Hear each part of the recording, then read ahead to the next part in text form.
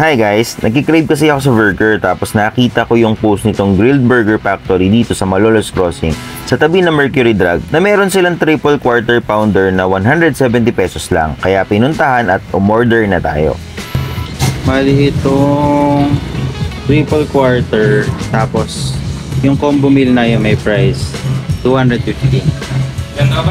Pagkatapos ko umorder ay nagpaalam ako kung pwede ko bang videohan ang paggawa nila ng triple quarter burger. At kung makikita nyo, grilled sa gas griller ang kanilang burger kaya mabilis lang itong maluto. May kasama na din itong french fries.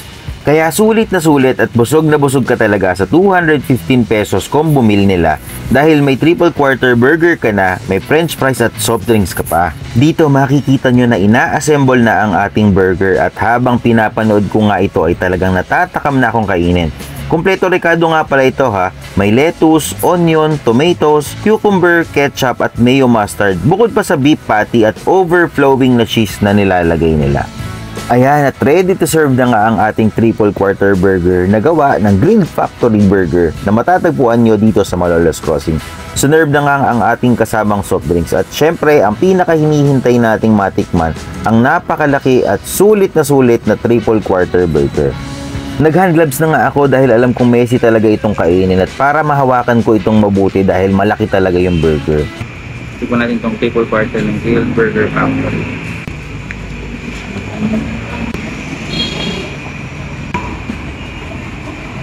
So hindi ko alam kung paano ko siya unang gagatin, pero let's try it.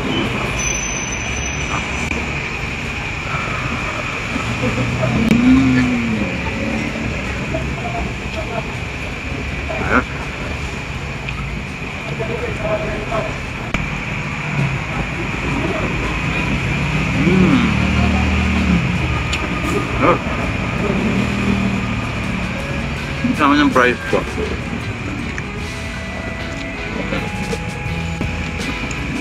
So kayo pagkakaluto sa kanya, medium, which is nandun pa yung juice ng burger.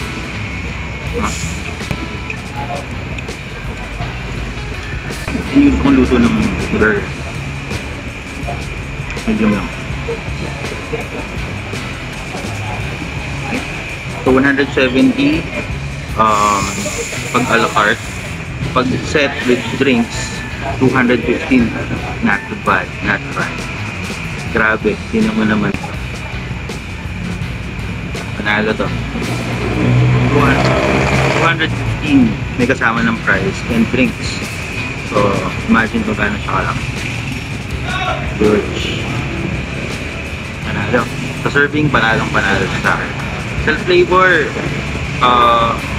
okay na okay sa akin, lalo na yung way ng pagkakaluto nila.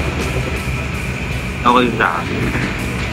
Malaki yung factor sa akin yung pagkakaluto.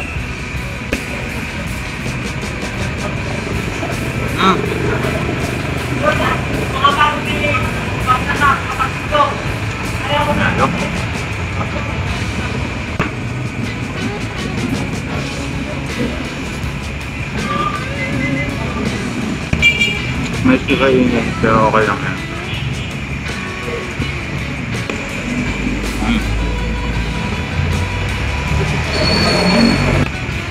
Dapat itong pisaw lang sa mga ingredients mo.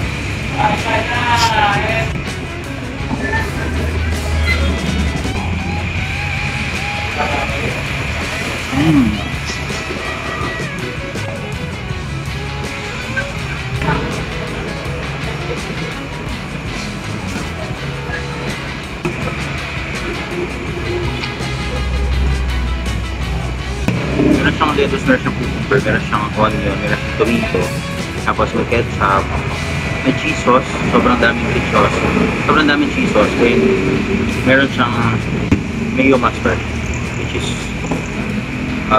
good. So, mahilig ako sa mayo mustard.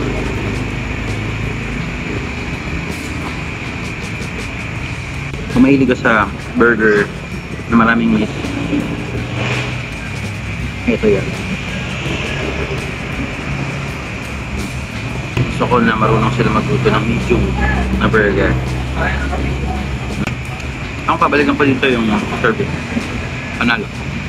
Yung food trip lang. 215 pesos. Meron akong ganito kalaking burger. Babalik ako definitely. Para sa akin, iba talaga yung lasa ng grilled burger. Meron siyang additional smoky flavor, tsaka yung texture, yung pagkasunod. Tapos dripping yung cheese sauce. At tingin ko kung mahina ka kumain, hindi mo kaya ubusin. Laki talaga siya.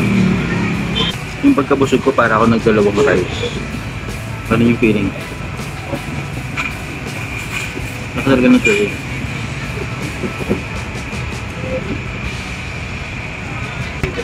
Ito yung burger.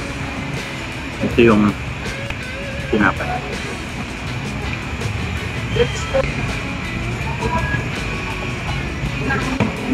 Ayos. Kung nag-crave kayo sa aking video, pakipollow naman ang aking social media accounts at puntahan nyo na ang Grilled Factory Burger dito sa Malolos Crossing. Hi, ako si Ralph. Isa akong multipotentialite, meaning marami akong interes at gustong gawin sa buhay. Dati akong chef pero ngayon pinipili kong magluto sa labas na professional kitchen. Marami akong gusto at planong gawin at i-check ang aking mga bucket list. At the same time, i-share ang aking mga natutunan habang ako ay nasa food industry. Tara, samahan niyo ako sa aking mga project.